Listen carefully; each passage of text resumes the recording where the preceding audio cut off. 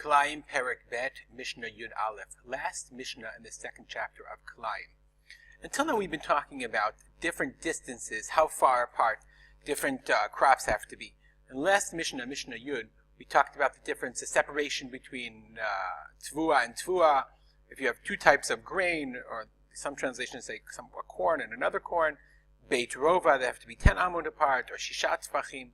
So we talked about the different halachic guidelines for separating different types of produce. So now we come to the question of what happens if they intertwine anyway. So it says the Mishnah, Tvu'ah nota al gabe tvu'ah. Let's say I separated one tvu'ah from another, one kind of grain or a kind of corn.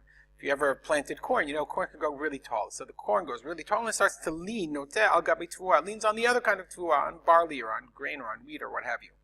Or the yarak al gabe yarak. Vegetables start, I had six tfachim apart.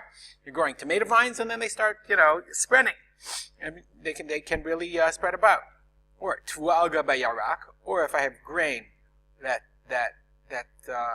spreads out over and leans over, nota leans over onto vegetables. Or yarak al gabe tvu'ah. Or if I have vegetables on tvu'ah. Says the Mishnah, hakol mutar. I don't have to get rid of any of those things. I don't have to uproot anything. I don't have to worry about it. Everything is mutar. I can leave it the way it was because I planted them in the proper distance and I separated with the right amount. Everything is permitted. Chut mi dilat yevanit. Everything is permitted except for dilat yevanit, the Greek gourd.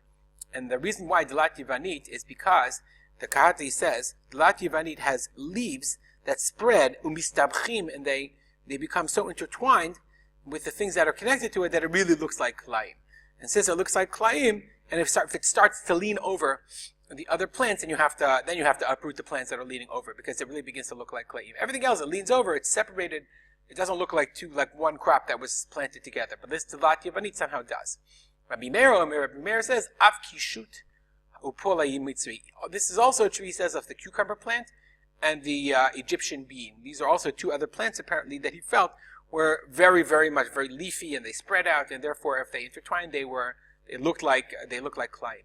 But he concludes, V'ro'eh ani et divreihem midvarai. I always paskin that the kishot and pola mitzri were a problem, but I think I agree with the Tanakama, with the other Tanaim, the Chachamim, over my opinion, and that we should only make asur, the dilat yivanit, and not the other things as well.